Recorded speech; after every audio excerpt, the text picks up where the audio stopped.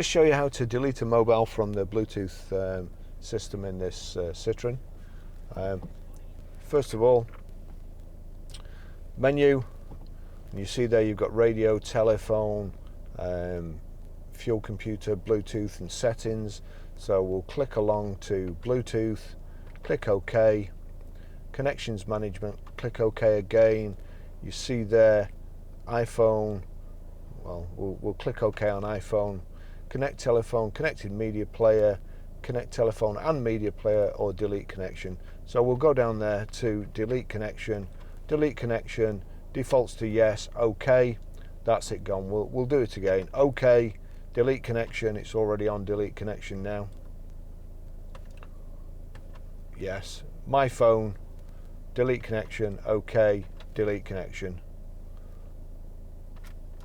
yes, okay, that's it.